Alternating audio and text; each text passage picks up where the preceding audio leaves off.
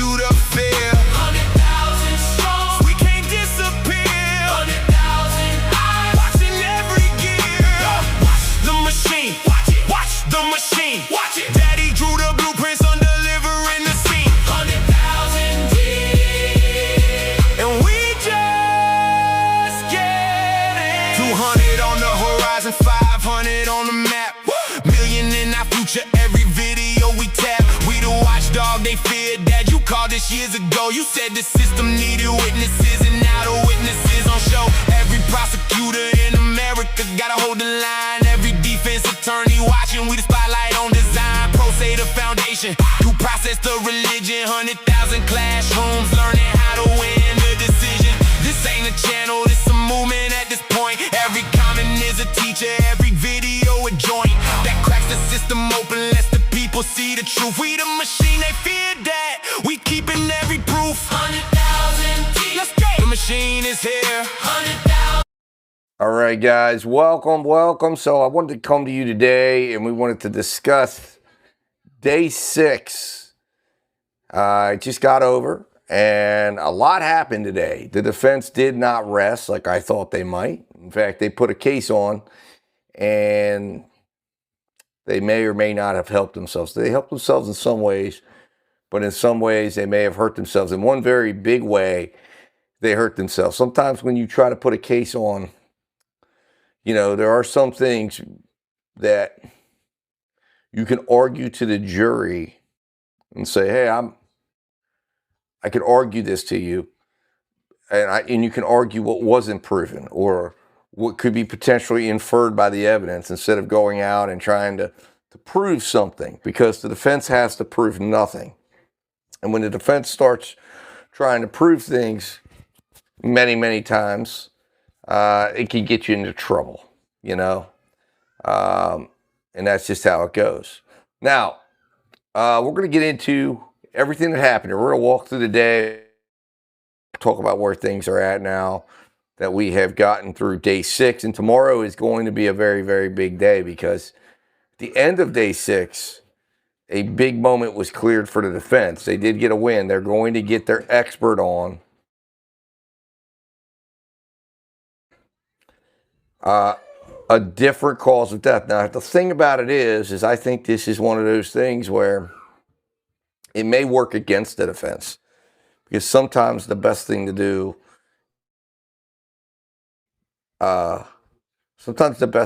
sometimes is to say, look, we can't say, they don't have to, because the defense doesn't have to prove what happened. So the jury doesn't have to believe, the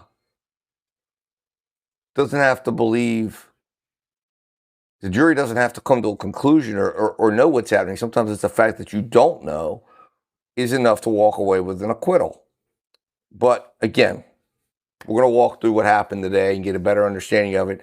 Full coverage is on the channel. Every segment is on the channel from today, with full breakdowns, full walkthroughs. If you go to the case story, and you can watch with Justice, and you can see as we were going, I was busy today. It was a long day clipping and getting this organized for you guys so that this would be out. But you can walk through it and see the trial exactly the way we're seeing it. And again, we'll see what happens. This is going to be a very interesting verdict. I think it's going to be a very interesting deliberation. And I'm believing that this is going to probably, where I'm feeling is I feel like this is going to end up being a hung jury. This is going to be one of those cases where you're not going to get 12 people to agree on it, I don't think. And I think you're going to see people on very different sides, and they're going to dig in. And then it'll be a matter of them, will the state try it again? They probably will. But then Mr. Taylor and his family and whoever's bankrolling everything, wears you down financially when you have to go through trial after trial after trial. And this will be one of those scenarios, I think, where a second trial will look a lot different for him from the standpoint of the attorneys, the experts, and all the money that he's got right now that he's spending on this first trial. He'll stay out on bond, of course, but then again, maybe he'll get acquitted.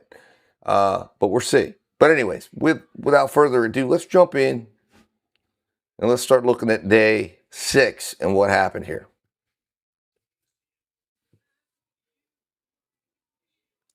All right, so here we are, guys. Day 6 is behind me. You can see we're in the trial notebook, and this is where we're going to walk through, and we're going to take a look at things. So the first thing we're going to do is we're going to kick this off. Now you can see this is the trial mind map. So this is one of the things you can go in here and see, and it's pretty cool. The first thing we'll do here is we're going to clear the chat out, because you can do this. And as I told you, you can't see what I put in here, and I can't see what you put in there. I like to clear the chat out when I come in here to talk about things and discuss things. So the first thing we're going to do is we're going to go look at day 6. What happened? So there was several key rulings that happened in day 6. And we'll take you through the day opened with the motion for acquittal being denied by the judge. Okay. Then there was several other key rulings. There was an addiction medicine expert who got excluded by the judge. The defense tried to put Bumble evidence. Bumble is a dating app, and they got it trimmed back. And then the cocaethylene testimony got limited severely by the judge. And in regards to the urine samples and the tests that the defense was trying to bring in. Witness testimony wise, we heard from Detective James Smith, Lindsay Fish, who was the patrol individual.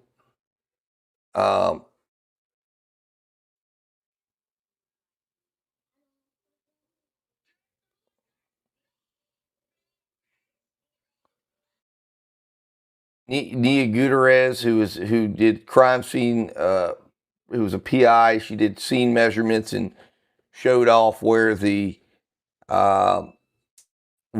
camera was pointed, and essentially that the state had been alleging in their case in chief that he had positioned the camera. The reason why the camera was moved, remember we talked about this yesterday, that the reason why the camera was moved was because he was trying to use it as a lookout, although the phone data and the data showing that camera was offline since the 22nd,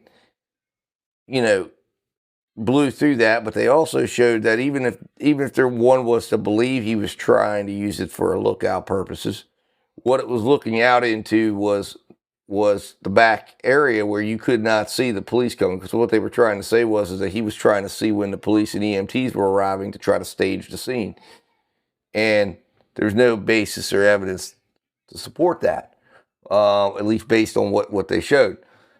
Dr. Sheila Peters, the clinician for the Titans, came on and testified. Then we heard, and she testified essentially blowing away the idea that he didn't care or he wasn't affected by things, because she basically said she met with him and he seemed affected.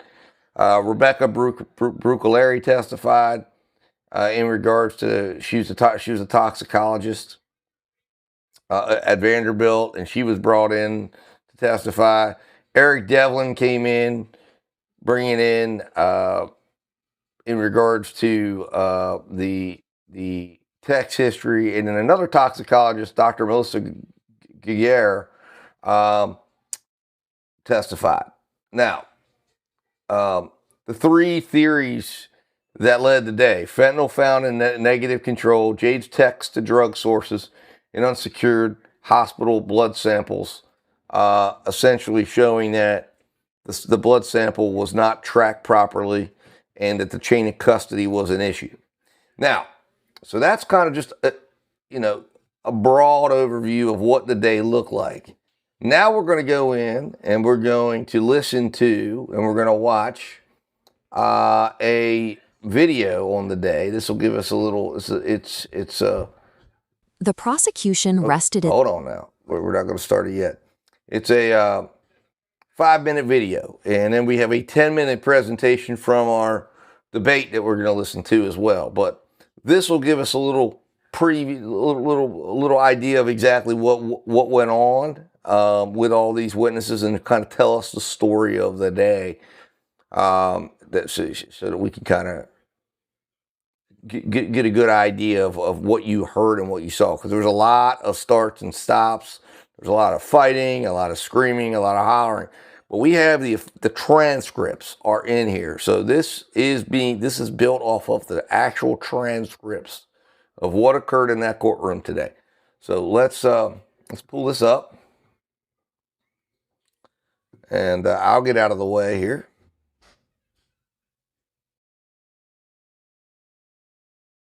Its case in chief on a very specific timeline of events. To secure a conviction, the state has to convince the jury that Blaise Taylor secretly managed to dissolve a lethal dose of cocaine into his pregnant girlfriend Jade Benning's drink. Now, the legal burden shifts. To keep Taylor out of prison, his defense team has to construct a competing version of events, arguing that Jade's death was an accidental overdose tied to her own drug use. Before they call a single witness, the defense tries to end the trial early. They file a motion for a judgment of acquittal, asking the judge to dismiss the charges right there. Judge Steve Dozier denies it. The judge points to two specific pieces of evidence to keep the trial moving: Jade's dying declaration to her best friend over the phone, and the fact that Taylor was the only other person in the apartment when she collapsed. The safety net has been removed. The defense must now challenge the prosecution's case, witness by witness, or this poisoning theory will be the only one the jury takes into deliberations. The defense opens their case by targeting the police investigation. They call the very first officers who responded to the hospital and the apartment to the stand. Under questioning, Detectives Smith and Fish make a concession. While the apartment was officially ordered to be frozen as a crime scene, that order was never enforced by the officers on the ground. Because the perimeter wasn't secured, family members and friends entered the apartment before evidence technicians arrived. This allows the defense to argue that the integrity of any evidence collected later was compromised before it was even logged.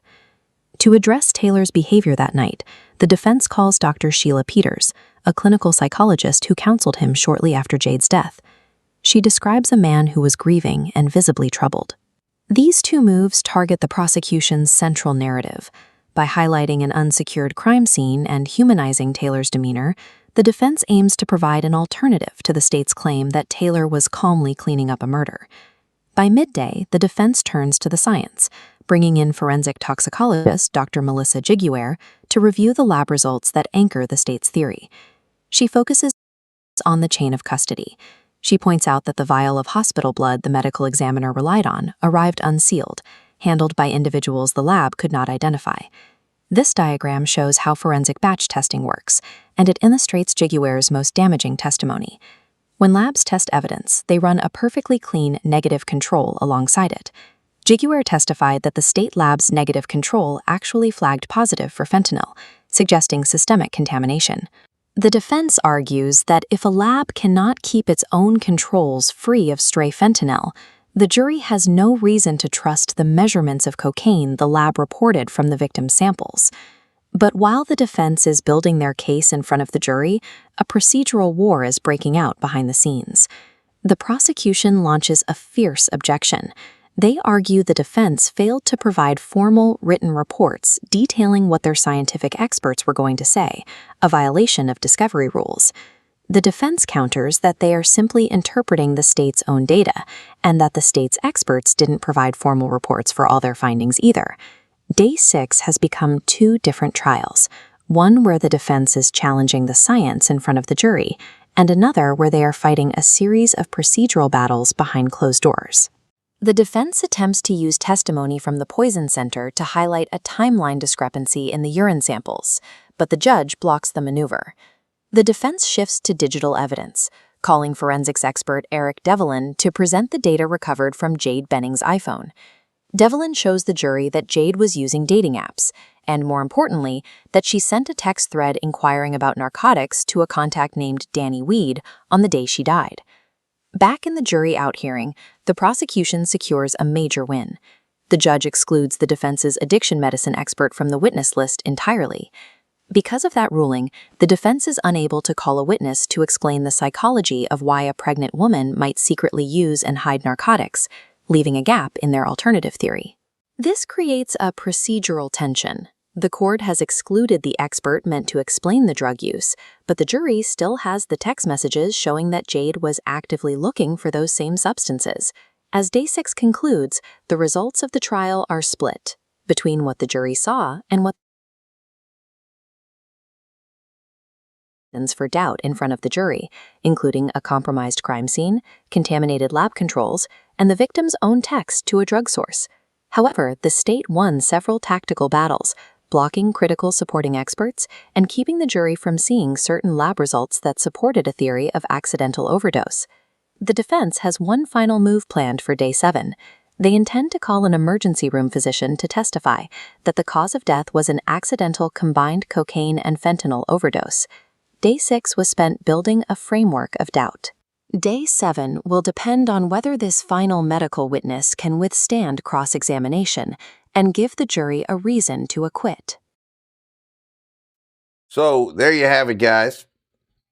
That is a summary, a 5-minute summary of what happened over 9 hours today in court. And it was a battle. There were moments where this thing broke out into war between the prosecution and the defense, and the prosecutors were trying hard to keep everything the defense wanted to present out of this trial. And they came up flat-footed a couple times, and in my opinion, at one particular embarrassing moment, they actually sent their expert home, believing that they were going to procedurally be able to keep all of the defense experts out because they misunderstood the judge's ruling and position on reports that were required, even though they themselves had not even remained true to that rule that they were trying to enforce. It was at times embarrassing to watch the prosecution try so hard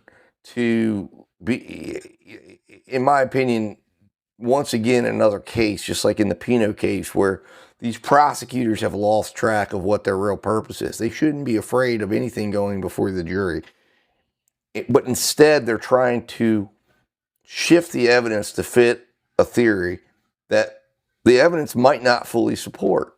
And that's problematic because the state many times forgets, and like in this case, they've forgotten wholly that they are not they're not representing the victim's family here.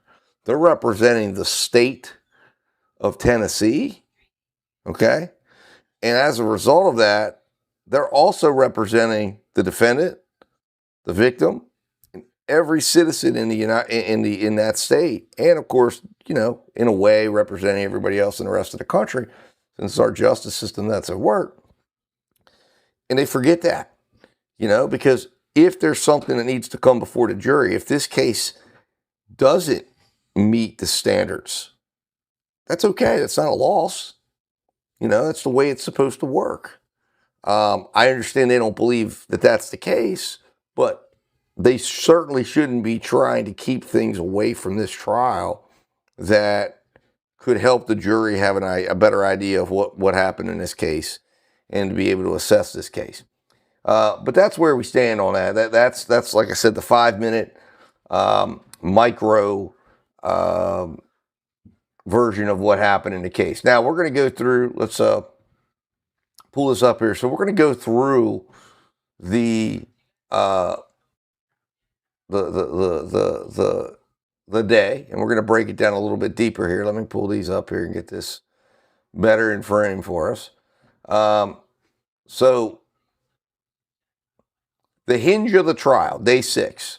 The state rests and the defense takes the floor. So let's just go a little deeper on this. So this kind of gives you an idea of the 4 phases of the day. We had the threshold was in the morning, the ultimate legal hurdle. Motion for acquittal was denied by the judge. Then the defense began attacking the state's pillars. They attacked the demeanor evidence, the scene integrity, and the science.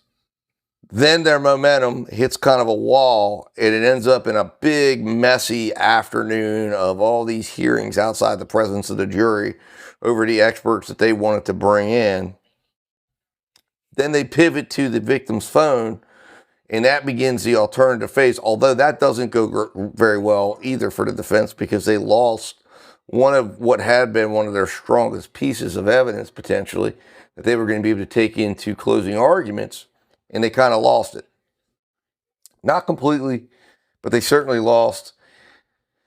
They lost some of the strength of it. Now, let's take a look first. As I mentioned, the beginning, the way that the way the day begins, the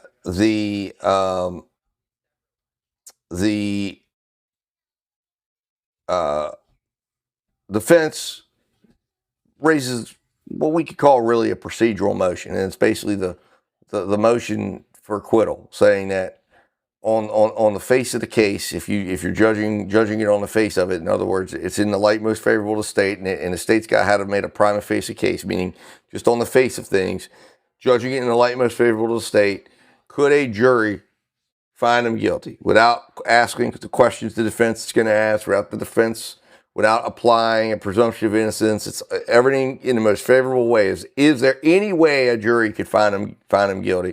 If the answer to that is yes, it goes forward. So essentially, the judge laid out the way this gets to the case, because the defense stood up and said exactly what I was saying yesterday. There's no evidence presented by the state that Blaise Taylor had any connection to cocaine at all, that he had any connection to drugs at all, that they'd gone through his phone and found nothing. And the judge simply says, doesn't matter, doesn't need to. All they need to do is show he's there and that he's the only person there. Then you take Najah Jackson's account and you say, if the jury chooses to believe that that's accurate and that she heard what she heard, then you've got Jade's excited utterance saying, he put something in my drink, he's got something in his hand, he's the only person in the apartment. And then you've got the decline, and then you've got the tests that show cocaine was in her system. So by that account, the judge says the jury, if they adopt and believe all of that's true, they don't need to prove a thing about what was in his phone. They don't need to prove how he got the cocaine, where he got the cocaine from, or if he ever came in contact with it. If they accept that, the jury can just say, whatever he had and whatever he put in there clearly caused her to go from a perfectly healthy individual to inside of 30 minutes losing all brain activity to the point that she didn't even need the fentanyl or the other substance that they were going to use to intubate her. Okay? And that is compelling. I have to admit, that is a very compelling argument. But at the same time, it doesn't, that's okay when you don't have the defense there asking and pushing questions, because that doesn't necessarily mean that's enough. Because if you don't, the state, the jury is allowed to consider all of these other things, and they're allowed to consider whether or not the state has proven their case, in the sense that they can consider the fact that there's been no demonstration of that Blaise Taylor had any connection to drugs or had any ability to get these drugs that he allegedly was putting in a drink. They can consider the fact that, as they learn later on, Jade had a rather lengthy involvement and a rather deep involvement in drug distribution. And what that means to the jury gets to decide. They're the trier of fact. So then the defense opens its case. What do they open their case with? Well, they open their case with the idea here that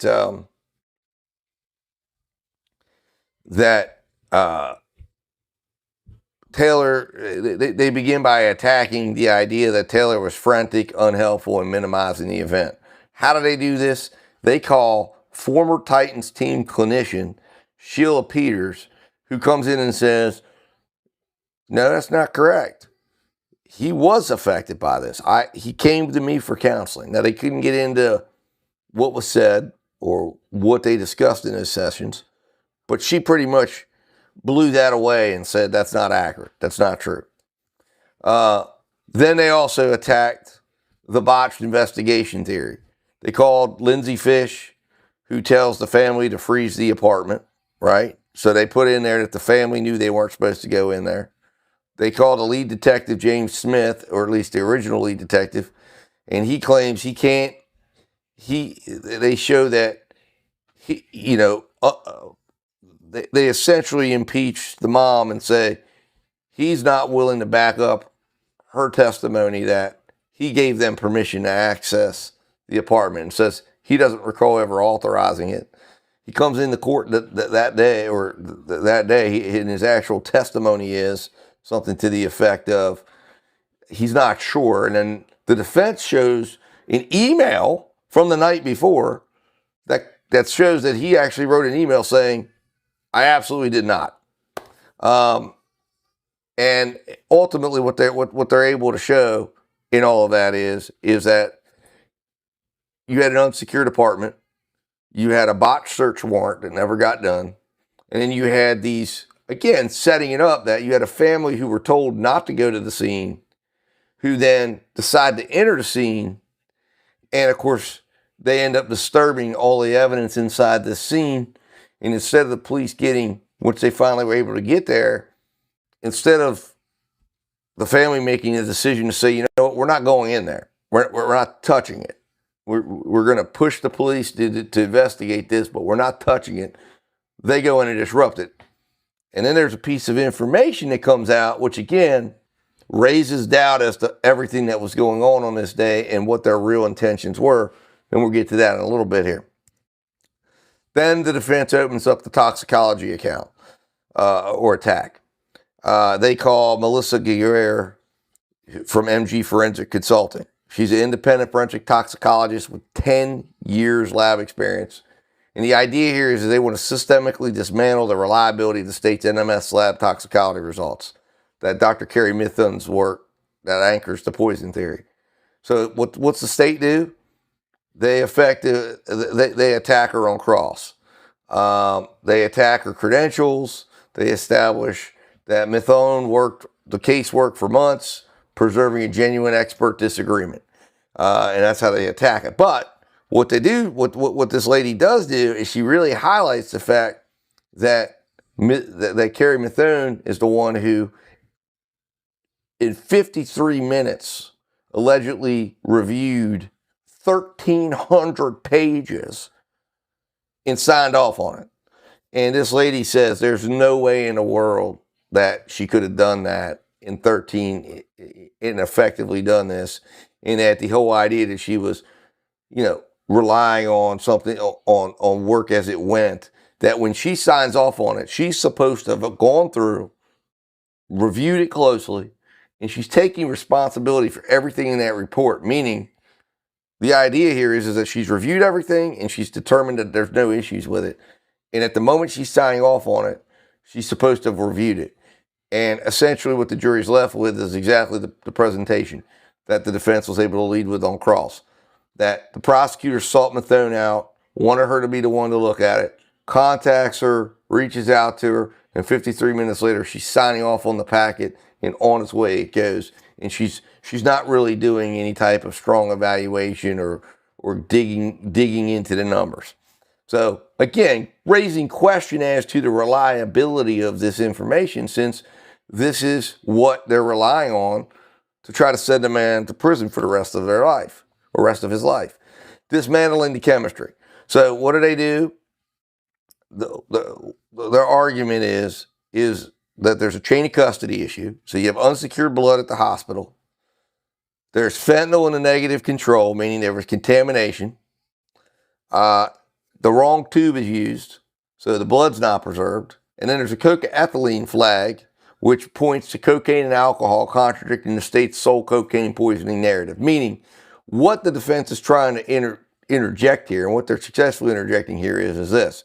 First of all, the blood sample you're trying to rely on was mishandled, and this is the sole piece of evidence that you're relying upon to draw every conclusion on in this case.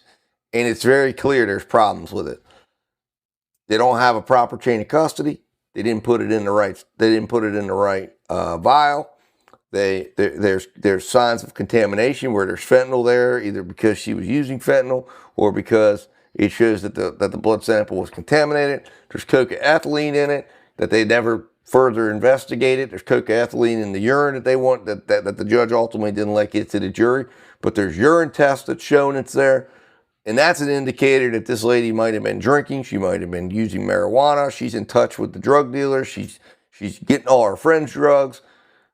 So the idea here that she couldn't have taken something or done something on her own, can you rule that out? And can the state rule that out? And since they don't have a cup, and then and this is when the defense can backtrack and go, all right, so when we zoom back out on this, now it really does become relevant. All right, let's look at what we can corroborate here. So of course, if Taylor's doing this, wouldn't we expect to see that Blaise Taylor was somehow, again, like I said yesterday, Corey Richens, it's all over her phone. It's everywhere. She couldn't hide from it. She had to try to explain it away, but she couldn't hide from it. How does a guy go find something, a rare substance? How does he find it? How does he learn how to handle it? How does he know? Where's the web searches? 5 million data points. And that becomes very strong. That becomes one of the strongest pieces of reasonable doubt. And that's still alive. The procedural quagmire. Now, the momentum hits the wall because the defense wants to call a panel of out-of-state experts to prove alternative causes of death. So the state objects, demanding a McDaniel hearing because the defense experts did not provide written reports. If the experts are excluded, the defense loses its science attack, and if they testify, the jury hears a direct challenge to state's toxicology.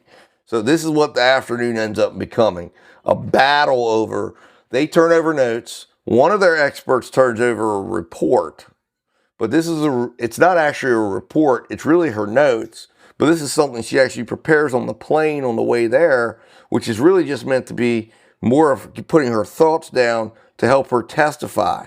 She doesn't realize that she's destroying her client's case because by having this report or something that looks like a report, it's a discovery violation. So this lady, they should be docking her whatever her fee was because she's a complete fool. But she ends up creating this issue for the defense. But they end up in a hearing. So what happens? They're allowed to submit a supplemental, the state's latitude. The judge says that they're allowed to submit a supplemental NMS report dated 6/10/2026. They're allowed to turn over the medical examiner's personal notes in place of a formal report. Those were things that the judge allowed, right? So the defense argues that the state was allowed to do all these things. And it's actually a very, very valid argument because this judge essentially has had a double standard this entire case, and it's been very apparent. So the defense says, look, we were following the leader. We were following what the state was doing. You were allowing these things to happen. You allowed the medical examiner to turn over personal notes in place of a formal report. You allowed this NMS report to be changed late in the game, and you didn't exclude any of it. Now the state, on the other hand, is demanding that they want to exclude all the defense experts. Even though they didn't have that happen to them. And again, this is the annoying part about this prosecution is they are so entitled. They're sitting here breaking rules themselves, and then they come up and they are like the worst people that that person that's like, they break the rules and then they get really high on their horses when somebody else breaks a rule, and it's like, dude, you just spent all this time breaking rules and now you're going to sit here and get all high and mighty about this? Like, come on. It's crazy. So Rule 702, the judge under Rule 702, the proposed evidence that's coming through this judge, that's funneling through the judge's ruling. Addiction medicine expert to testify that the pregnancy does not automatically stop drug use and the stigma drives hiding. Dr. Bruccolari wants to highlight a date discrepancy in the cocaethylene alcohol result. So what reaches the jury and what doesn't reach the jury? Well,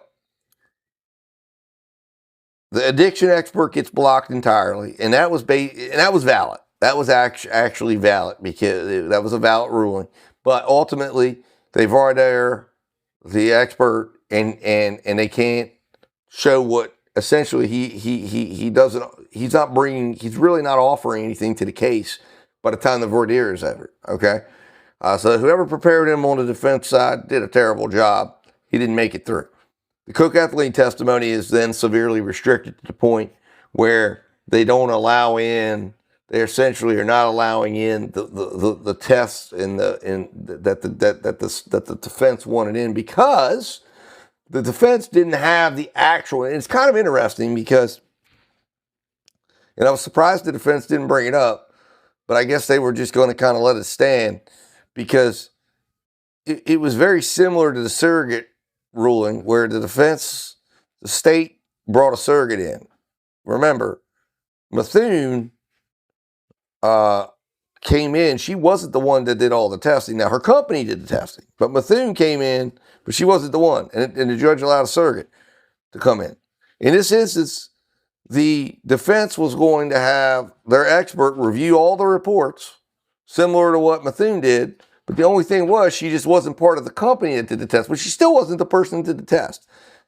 The defense got frustrated and basically said, give me my ruling. And the judge said, it ain't coming in. What did survive is the defense ER physician, Dr. Larkin, is allowed to testify regarding her theory of a fentanyl overdose. But the judge, and this is the thing, the judge made it very clear. He called it, you can have your Perry Mason moment tomorrow, because they're queuing it up and they're lining it up so that when this person comes in to testify tomorrow, it's going to be a brutal cross-examination. Now, how that goes, I don't know. We'll see how Dr. Larkin is. Remember, Dr. Larkin already caused a huge issue because she creates a report that she should have known better than to create. So, now, what comes out of this is Alyssa Smith is a deposition for Alyssa Smith, the Vanderbilt ER tech, testifies that essentially, and this is important, she testifies that the fentanyl that was in the record, having been pulled, and the midazolam that was pulled for Jade in the emergency ride over, was never given, that the drugs were wasted, even though, and again, this is important because there was, in the records, it didn't show the waste of the drugs, and it wasn't given. So it essentially means that any fentanyl that would have been in her system didn't come from the hospital. So that's huge. Or in those early tests, wouldn't have come from the hospital. So that's huge, because that means it either came from contamination, which if it came from contamination, well, that sample's no longer good if it's contaminated, and you really can't trust something that's contaminated. Or it means she consumed it before she got to the hospital, which isn't good, because fentanyl's not part of the deal, which would mean she might have been taking illicit substances.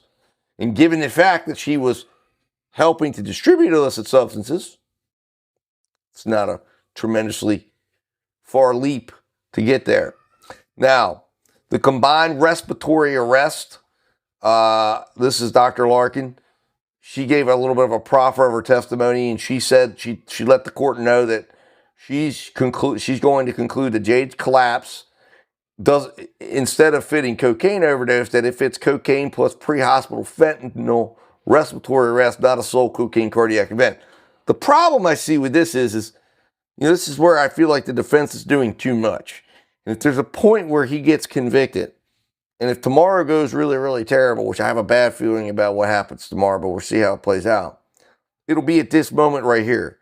Because what they're going to do is they're going to go, okay, she died of a cocaine overdose, and maybe that cocaine was laced with fentanyl.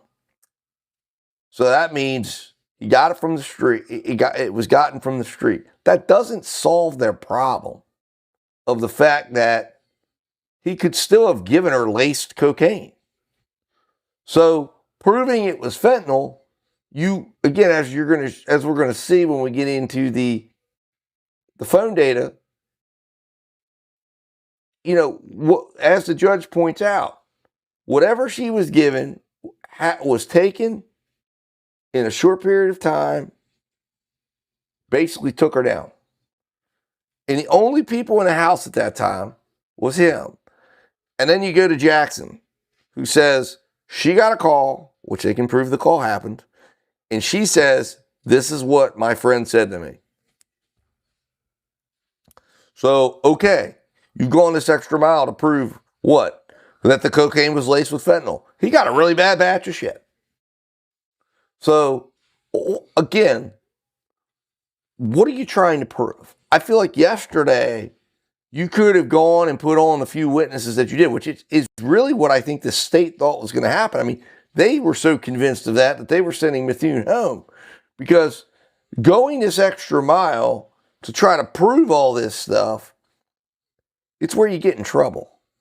And it's where you start taking on a burden that you don't have, because you're just trying to win, because you're so angry and you're so juiced up and you're so mad at how this judge is treating you that you really want to come in and you just want to knock this case out. And you may end up creating a scenario where the prosecution's just going to take what you've already done and say, it doesn't disprove what we're saying. In fact, thank you for helping us prove it. And I'm fearful that might be where it could go. But if that's where it goes, and if you did do this, then that's what it is. Now, let's get into the digital bombshell, because this is, again, another example of what I'm talking about here. And this is where I think this witness could go. And this lady is so, she's already caused problems already. I would consider not even calling her at this point. But Eric Devlin testifies, and he's a defense digital forensic expert, former Houston cybercrime prosecutor. He normally testifies for the prosecution. So the mission he has is to replace the state's portrait of a devoted, pregnant victim with the digital reality of a woman embedded in a drug acquisition network in an active dating life. And unfortunately, they do demonstrate that she had access to drugs. But at the same time, they end up destroying one of the arguments they could have made.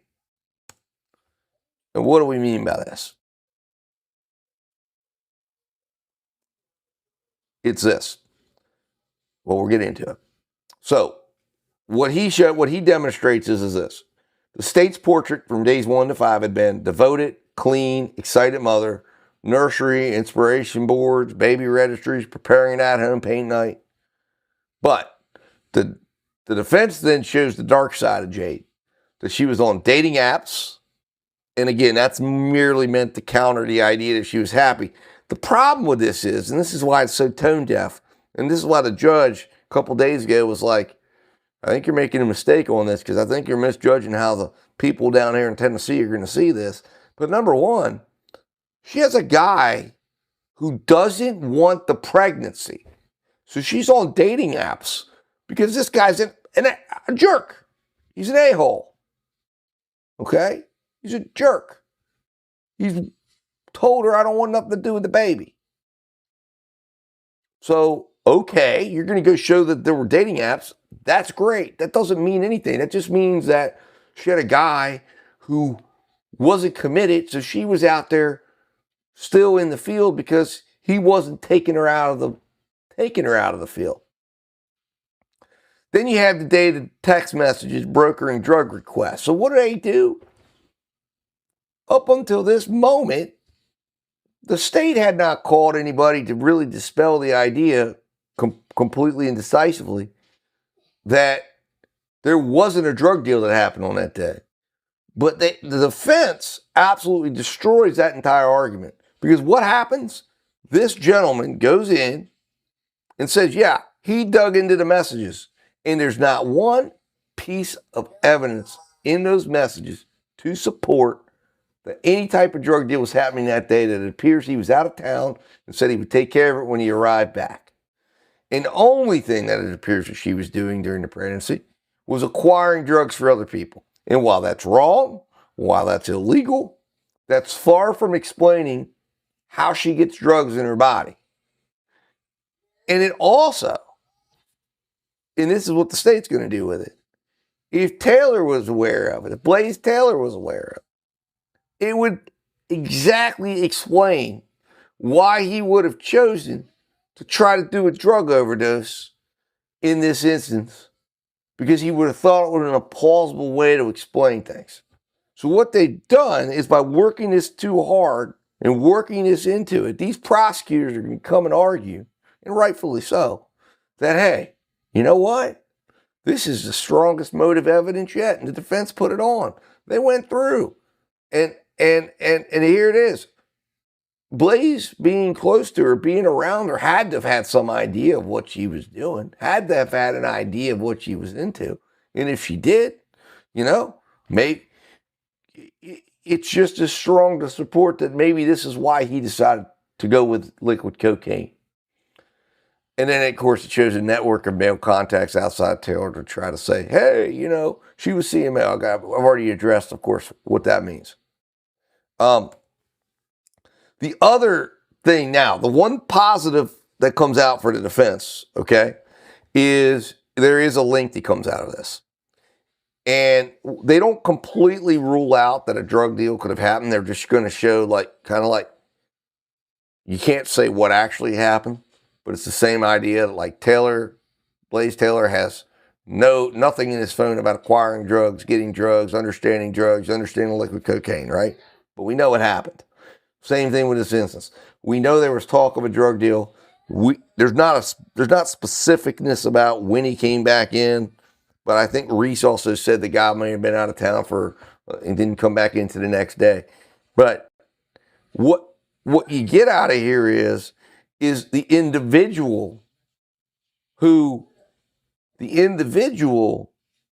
was asking her to acquire drugs to get the half for, is a person named Mario Gutierrez. Mario Gutierrez, it turns out, is the boyfriend or fiance, but is the romantic partner of Lauren Weber, the friend who entered Jade's apartment before police processed the scene, and is the one that told the police that it smelled like it had been cleaned. So what we have here is, and understand this, a very suspicious, everyone agrees, very suspicious behavior by this network of friends. They enter her house for reasons unknown. They disturb the crime scene, but they race over there. The night she's over there lying dying, unconscious, fighting for her life, and they're in her house. And the person that goes in her house is Lauren Weber, someone that she works with, who's a love interest of Mario Gutierrez, who's asking Jade to acquire drugs. So the defense now has a very strong argument that, like I said, they lost it from the standpoint of there's no phone evidence. So it kind of strengthens the state on one end, but then it also says, hey, could the drug deal have gone through? Was the reason why Lauren Weber went into that house was because she knew there were drugs there that had been acquired? Or maybe she wanted to see if drugs were there, and that's why she goes in? Now, again, that doesn't prove anything. And the biggest issue for the defense at the end of the day when this case sits in that jury room will be exactly what the judge pointed out. There's two people in the house. There's no connection of Jade to cocaine. There's no explanation for how or why. Well, there is an explanation. The only explanation on the record right now is Najaya Jackson, who says, my friend called me and said, Blaise put something in my drink. At the end of the day, when all the noise settles down, that's what they're going to be sitting with. Now, the defense is going to ask them to reverse engineer that and say, but there's all these problems with the blood sample. There's all these problems with this. But one thing they're going to say is that undeniably, even if you have a compromised vial, there's cocaine in it. How much cocaine was in it? Well, we can't tell you how much. Does it matter? We know it was enough to kill her. How? Because she died. Now, the defense, how this witness goes tomorrow is going to be huge. Because if this witness is compelling and convincing that maybe fentanyl's there, was a part of it, maybe that helps. But even then, I don't think it does necessarily.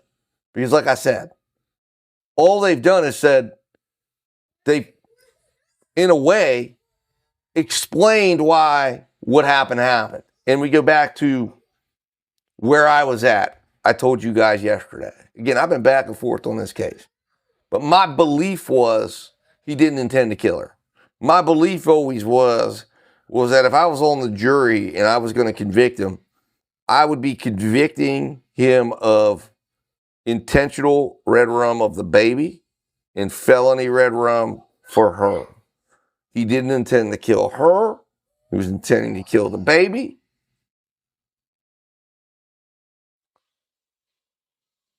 And the defense is about to put on the best evidence to prove that that's exactly what happened. Because what they're about to do is they're going to demonstrate exactly how this accident happened. And that he was attempting to put what he thought was just cocaine in a drink that he hoped would cause a miscarriage. But instead, because you're dealing with illicit substances, he puts cocaine in there that's laced with fentanyl. And what's it do? Oh, well, they're about to explain it. And she dies. And yeah, it's a shock. Yeah, he's devastated. Yeah, every behavioral thing that's happening at that moment matches up perfectly. And the defense is about to hand it to the state with this witness, in my opinion. So where are we at? Who won today? Legal ledger. Motion for acquittal denied. Smith versus Arizona confrontation challenge dodged. Defense, I'm not sure. The defense's key addiction expert blocked. The state kept the legal doors open, but the defense successfully turned a doubt frame from a cross-examination tactic into a definitive affirmative case. How? Police admit the scene was never properly secured. The state's toxicology process exposed severe vulnerability, and the digital forensics proved day of death drug sourcing. Again, the defense is doing too much here. In a case like this, what you wanted to do was put the state's case on trial. Like I said, Corey Richards, they needed to do this. They needed to go this route. This is actually going to be one of those interesting cases where I could really see us sitting here when the verdict happens. And the thing I'm going to focus on is, in the Corey Richards case, they rested too soon. In this case, they put on too much.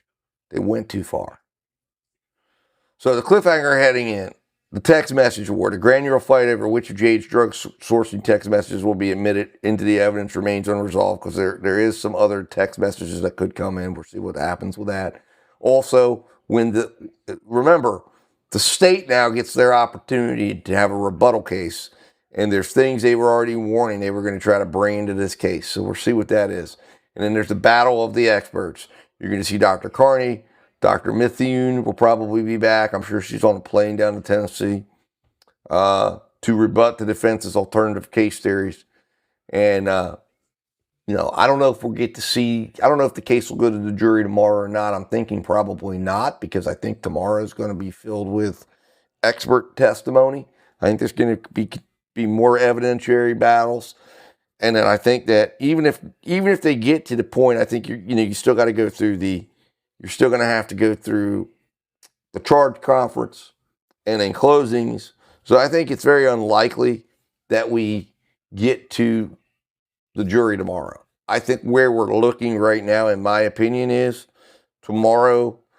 I think the defense has one witness left. That is this witness that's coming, Dr. Larkin. And then after that, Dr. Carney gets a chance to respond. Dr. Mithune will have a chance to eventually come on and present rebuttal. The state will be able to bring in whatever additional. And again, the judge made it clear, because there was a point where they were wanting to bring in the Bumble data from August, and the defense stood up screaming and hollering. They're going beyond the scope, and the judge said, well, you're opening up the doors. You're allowing it. I mean, you're going back. They're going back. Look, this judge, as he told them already, I've watched attorneys walk up, open doors the size of Mack trucks, and it happens all the time. And that's exactly what. Again, you can tell they have a playbook, and they've got these out-of-town lawyers in, and they don't like her, and that's very clear. So what are they going to do? They're going to twist her up. They're going to make it difficult. They're going to make it hard. The they're gonna do. They're gonna miss. I didn't hear you, ma'am. Oh, tell me again. Now, what is it? I mean, this judge, he's cutting her off, and he's doing everything he can, and doing every playbook that he can, everything in his little playbook to say, you know what? This is how it works down here. You come in here, it's not going to be easy. It's not going to be easy. Now, the final thing we're going to do here is we're going to go and talk to our hosts, who are our friends here. We're going to go in there and have a listen as to what they have to say about the day, and see what they think about what I have to say about it. And let's check it out here. So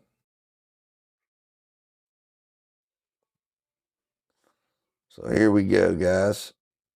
Let's check this out. Imagine being on trial for a murder. Your life is completely on the line, but the state's own medical examiner actually refuses to classify the death as a homicide. Yeah, a trial without a real medical consensus of murder, I mean, it completely defies the conventional expectations of how a prosecution builds its foundation. It really does. But that is the exact scenario playing out in the state of Tennessee v. Blaise Taylor. Welcome to the deep dive, by the way. For you, the listener, joining us today as a fellow investigator, we are dissecting a mountain of legal and scientific sources on this one. And it is a mountain. Oh, absolutely. Let's briefly summarize the case so far, just to anchor where we are. So, Blaise Taylor, he's a former pro scout for the Tennessee Titans, right? He is accused of secretly poisoning his pregnant girlfriend, 25-year-old chef Jade Benning. Right, with a lethal dose of cocaine back in February 2023.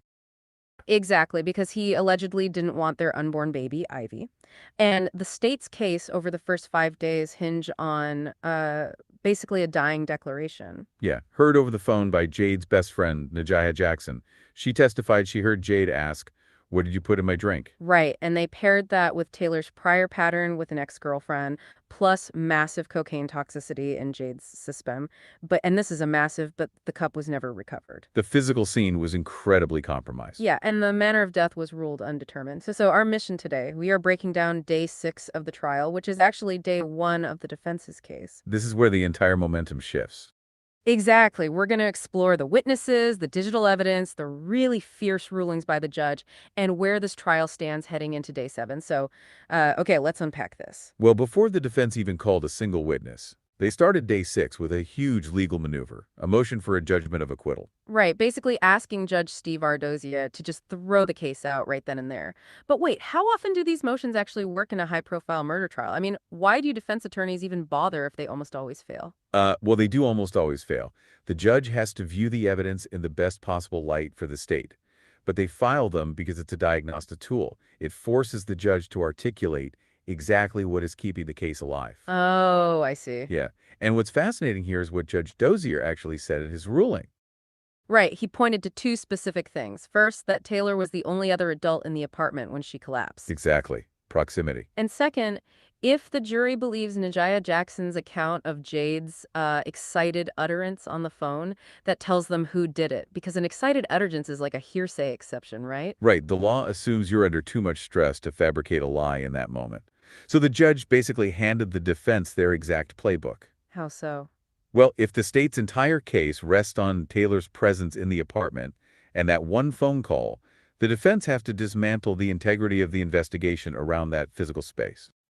Ah, okay. So that brings us to the first witnesses they called, the police, Detective James Smith and Officer Lindsay Fish. Yeah, they went right after the unsecured scene. It was kind of wild to read the transcripts. Officer Fish testified she ordered the apartment frozen as a crime scene. Oh, our listeners got something to share. Let's hear it. So what I wanted to share or point out to you is, yes, the defense is going to try to dismantle. Oh, yeah, Yes, the defense is going to try to dismantle everything around the scene, but doesn't that phone call and his proximity and then essentially any presence of cocaine in her system ultimately Oh, yeah. Let's hear it. ultimately inoculate him from being able to argue that yeah, let's hear it. it essentially inoculates the state's case and says his mere presence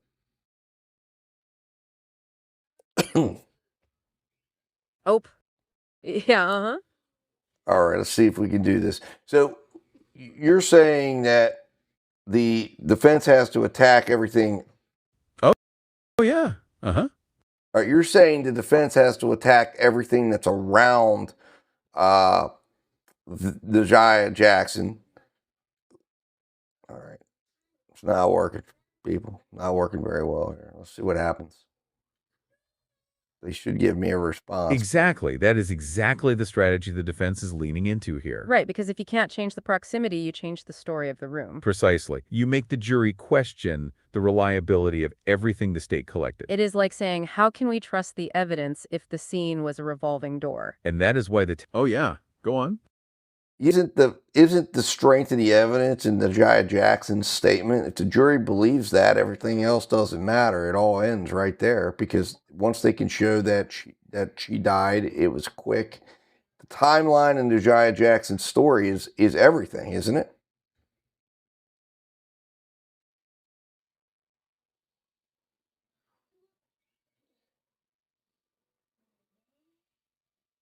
You are hitting the nail right on the head. That phone call is the heart of everything. It is what the state calls their hammer. If the jury believes Najiha, the case is likely over. Because that dying declaration of what did you put in my drink is just so incredibly powerful and direct. And you mentioned the timing. Dr. Carney testified the cocaine would have acted within 30 minutes of ingestion. Right. Jade was painting at 9:10, and by 9:29 she was on that call, struggling to speak. It is a very tight window where only Blaise Taylor was confirmed to be in that apartment. So you're right. If that story holds, it basically bypasses the need for a recovered cup or fingerprints. But that is exactly why the defense is attacking the detective in the crime scene so aggressively. They need to make the jury doubt the person telling the story since they can't disprove the timing. Exactly. They are highlighting how the lead detective, James Smith, handled the apartment after the collapse. It is wild. Officer Fish said to freeze the scene, but the follow-through was, well, it was messy. Detective Smith actually could not remember if he gave the family permission to go inside that night.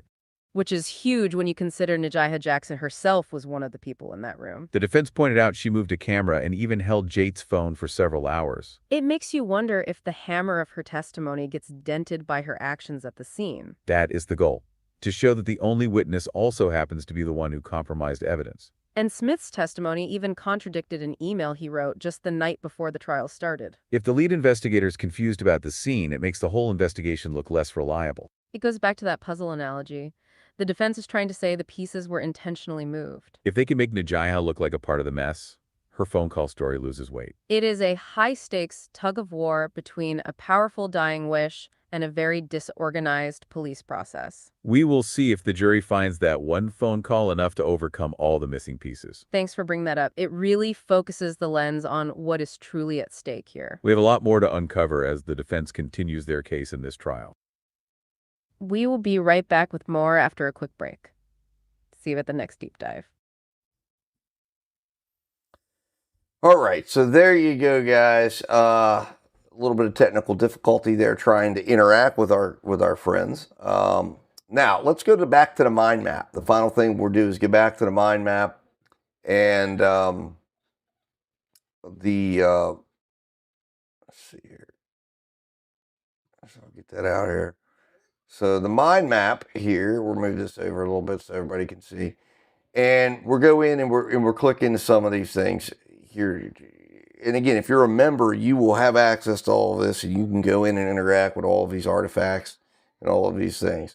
So if we go in here, this mind map breaks out all of the days. And day 1 was opening statements, first responders. Day 2 was investigative foundation. Day 3 was digital forensics and digital evidence. Day 4 was a scientific expert testimony. Day 5 was pattern evidence, and then the state rested. And of course, day 6 was all of the was the defense case. We've kind of gone through that. So let's go find who the Jai Jackson's day. Not that day. I thought it was either day 4 or nope, that was all the experts. So maybe she might have been here. Let's see here. There it is. Okay.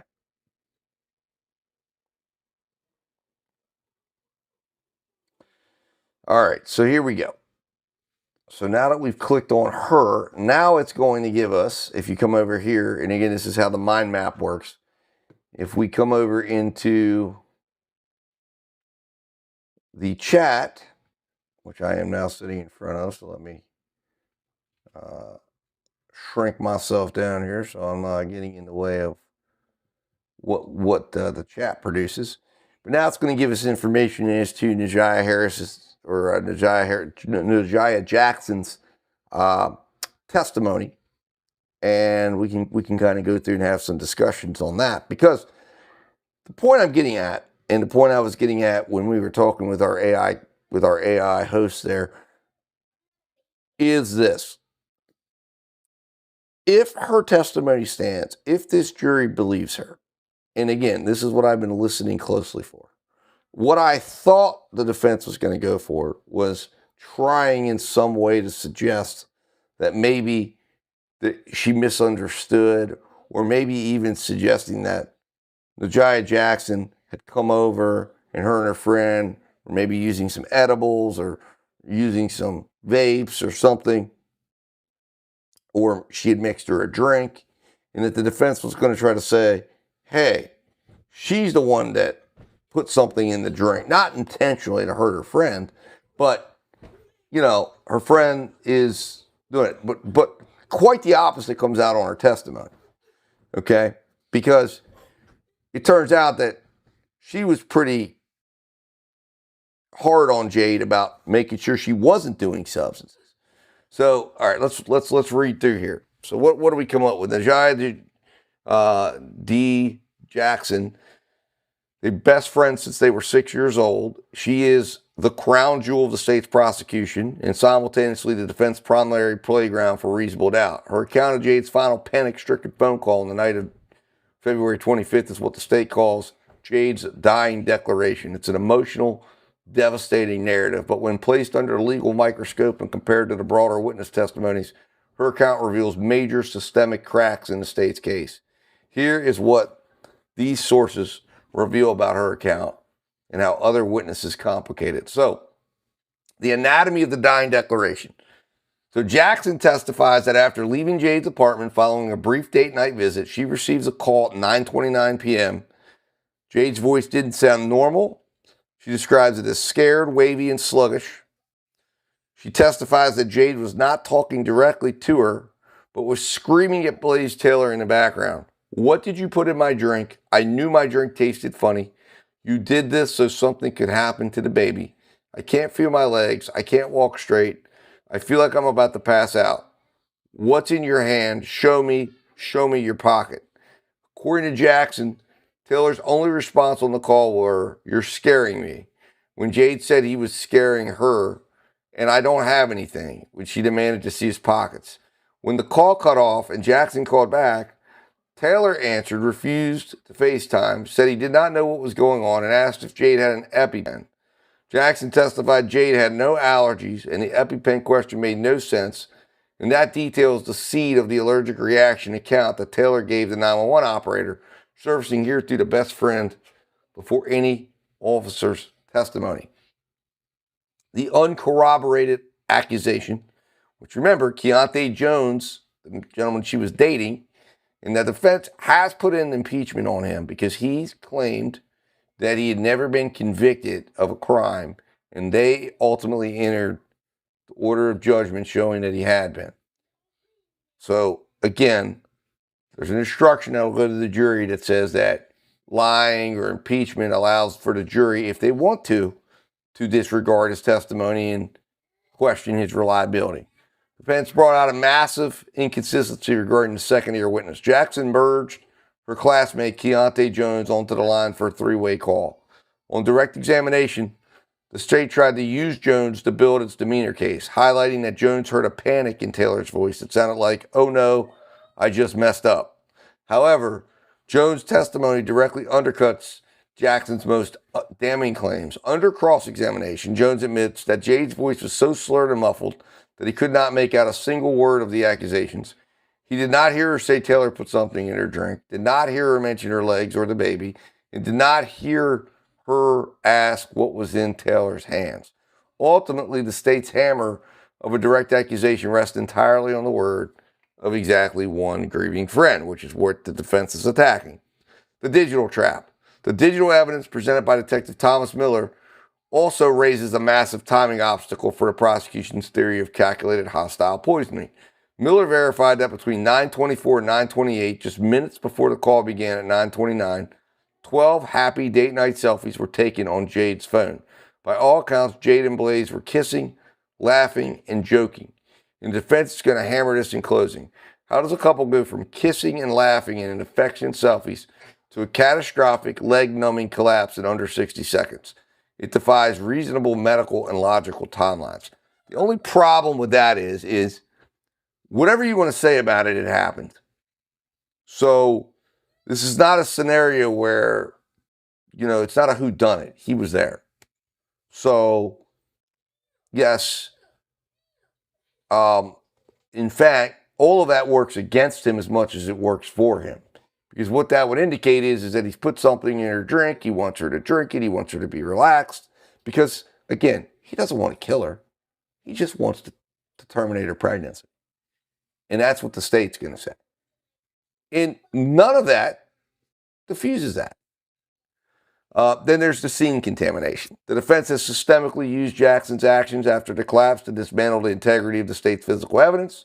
Jackson admitted that she went back to the apartment with family friend Stephanie Franklin the day after the collapse, before homicide investigators ever processed the scene. While there, Jackson and her group engaged in amateur police work. Jackson was present and watched as Franklin folded up the vomit-stained comforter and placed it in a garbage bag with no police supervision.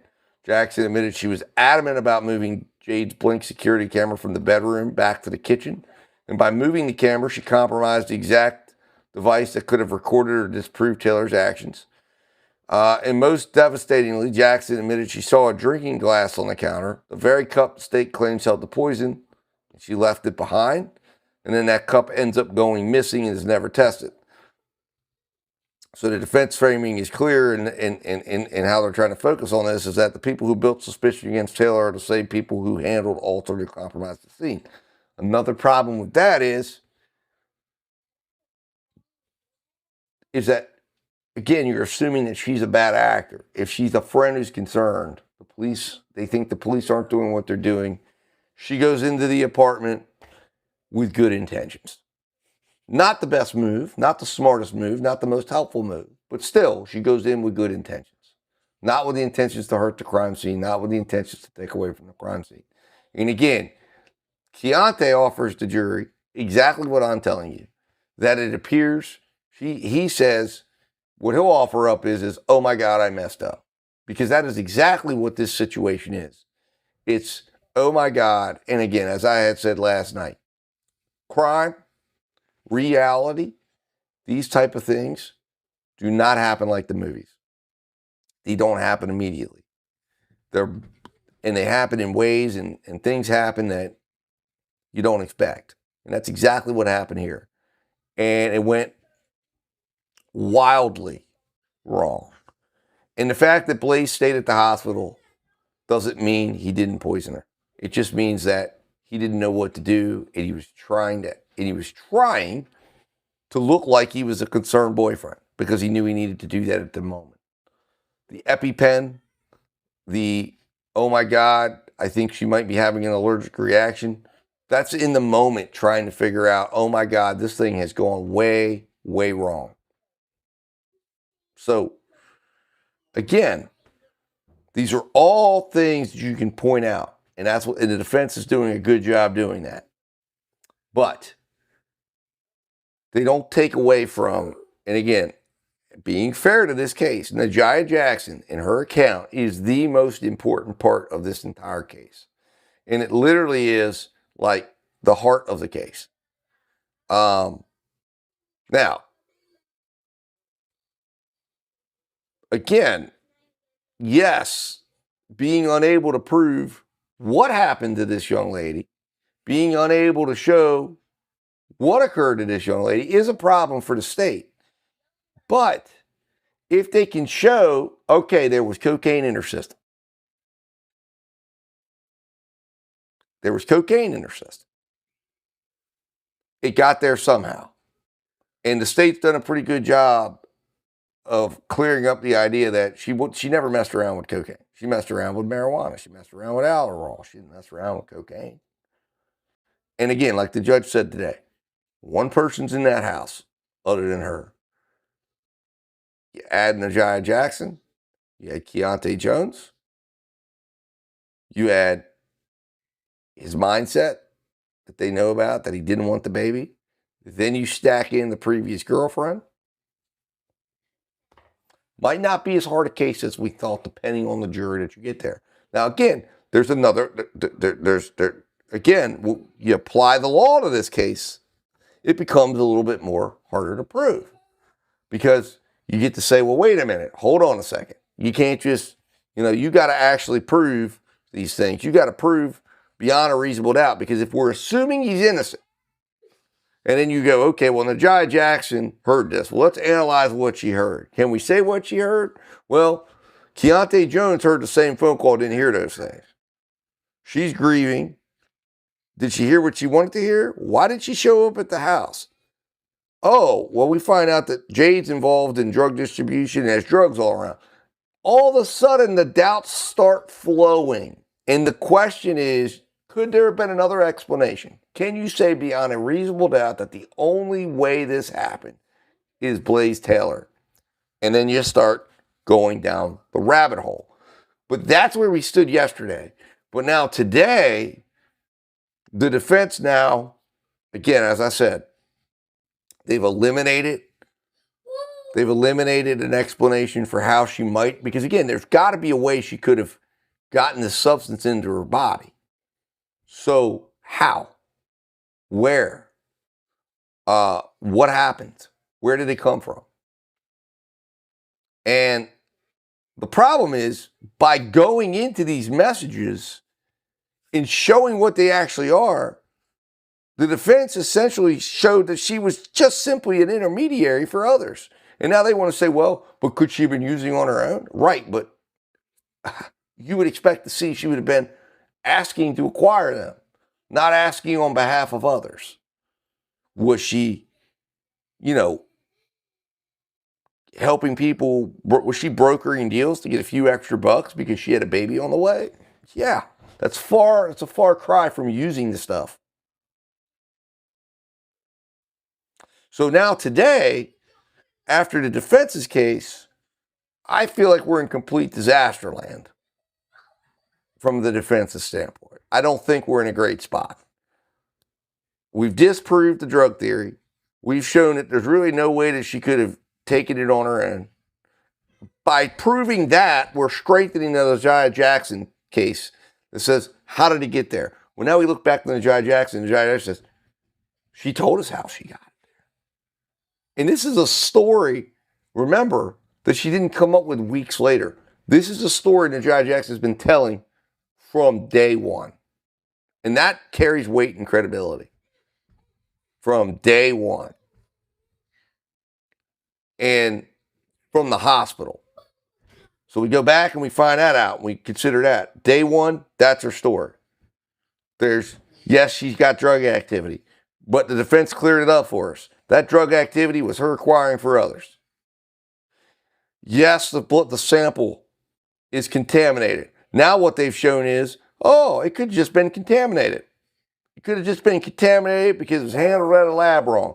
Oh, you've demonstrated that they didn't do their due diligence with this. Okay, great. Now, the calculations, you can't trust it, but what you can trust is there is cocaine there. Oh, well, the cocaine, it might have been mixed with fentanyl. Well, what does that mean? It means that wherever that cocaine was purchased from, they got a bad batch. Okay, does that prove that she got the cocaine? No, it doesn't. Now, can they put the cocaine in Taylor's hands? No. But what they can do is they cannot put it in her hands because they just shown and went in and had an expert deep dive into her drug activity and show that there's no cocaine in that activity. And what he didn't do and what he didn't show, while it's a compelling argument and it's a closing argument and it's a billboard sign that you can hold up, Let's say, hey, they didn't find any information about him having anything to do with drugs either. At the end of the day, okay. But that doesn't mean he didn't find it. Doesn't mean he didn't come across it. Because what we do know is that it ended up in her system. He was the only one there. Her friend says that she calls her and tells her he put something in my drink. Her friend literally listens to the real-time decline of her friend. The defense, of course, has made a big deal, and they've pointed out these pictures. But again, all the more thing that says, all the more, again, it doesn't necessarily help the defense when you say, yeah, up until that moment, she thought they were in a loving evening. And then moments later, she's calling her friend and saying, oh my God, what did he put in my drink? And she's, again, now, if they don't believe the Jai Jackson, and yes, she had some credibility issues, okay? But if the jury doesn't believe her, then yes, the whole case falls apart. Because now we're back to, well, if we don't believe that she said what she said and we think she's exaggerating, and now we just have an allergic reaction, and now we just have tests that show that there was cocaine in there, and it was mixed with fentanyl, and we know she was involved with drugs, and we don't know, and the state didn't take the time to try to to try to figure it all out. Well, there we are. There we are. We're at reasonable doubt. But I think it's going to be disastrous, because I think what we've invited now is you're going to get, when the state gets done with round 2, and they bring back Carney, and they bring back Methune, and they bring in whatever other stuff that they're going to say the door open, and this judge gets done letting everything else come in, it's going to be a disaster. And I don't know that we could really say for certain what happened in this case. I mean, I think, like I said, I think what the defense is doing right now is, like I said, we were standing across that river, that body of water, and slowly we've gotten closer. We're on like a little piece, we're on a raft right now. We're not there yet. We're kind of trying to paddle, and the sharks are circling, and we're still trying to get there. We're almost there. And I think what's going to happen is someone's going to reach out and bring us over.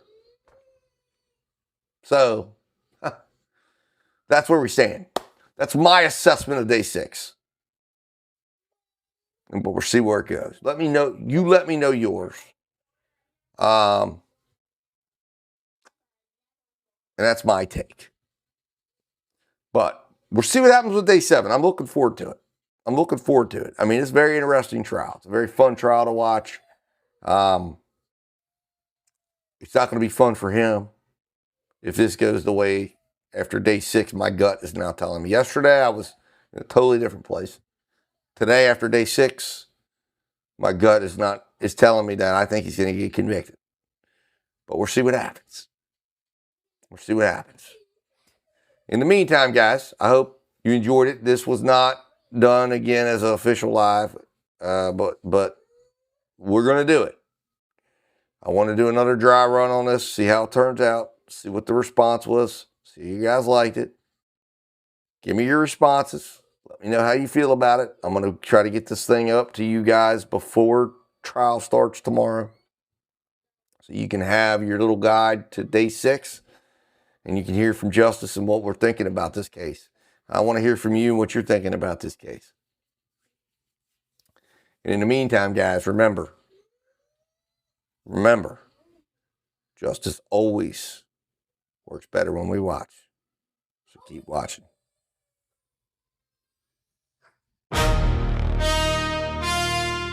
They said he built a machine. They were right. 100,000 deep. 100,000 deep. And we just getting started. Let's go. Watch. Woo. Started with a vision in a coffin. coffee shop dream. 2 years later, got 100,000 on the stream. Idols in the lunch, Tucker Pro, seat broke through. Folio got us cooking every case, the channel grew. Koenig in Hawaii, digs up in Mass. Dykeman in Wisconsin, every courtroom on the glass. Miracle, Stonewall, church the docket never light. 7 videos a day, 30 minutes from the night. Drop them on the channel, watch them climb the algorithm. Watch the prosecutor flinch when they hit a justice rhythm. Idols in the catalyst, but we ain't never stopping. 100,000 soldiers, and the count keep on dropping. 100,000 deep. Let's go. The machine is here. 100,000 deep. Every prosecutor fear. 100,000 strong. We can't disappear. 100,000 eyes watching every gear. Watch the machine. Watch it. Watch the machine. Watch it. Daddy drew the blueprints on delivering the scene. 100,000 deep. And we just getting 200 on the horizon, 500 on the map. Million in our future, every video we tap. We the watchdog, they feared that. You called this years ago. You said the system needed witnesses, and now the witnesses on show. Every prosecutor in America gotta hold the line. Every defense attorney watching, we the spotlight on design. Pro say the foundation, who process the religion. 100,000 classrooms learning how to win the decision. This ain't a channel, this a movement at this point. Every comment is a teacher, every video a joint that cracks the system open, lets the people see the truth. We the machine, they fear that. We keeping every proof. 100,000 deep. Let's go. The machine is here. 100,000 deep. Every prosecutor fear. 100,000 strong. We can't disappear. 100,000 eyes watching every gear. Watch the machine. Watch it. Watch the machine. Watch it. Daddy drew the blueprints on delivering the scene. 100,000 deep. And we just get. Look at where we started. Look at where we be. A coffee shop dream to 100K family. A father in the ground, but his fight is right here. Every video another reason for the system to fear. Look at where we going. Look at what we'll do. 200K then 5, then a million coming through. The machine is just beginning, Dad. We just got loud. Justice is a process, and the process making proud. Pop, can you see it from the cloud? We just getting started. 100,000 deep. Let's go. The machine is here. 100,000 deep. Every prosecutor fear. 100,000 strong. We can't disappear. 100,000 eyes watching every gear. Watch the machine. Watch it. Watch the machine. Watch it. Daddy drew the blueprints on delivering the scene. 100,000 deep. And we just getting started. So Stephen and Maskin, the blueprint, the vision.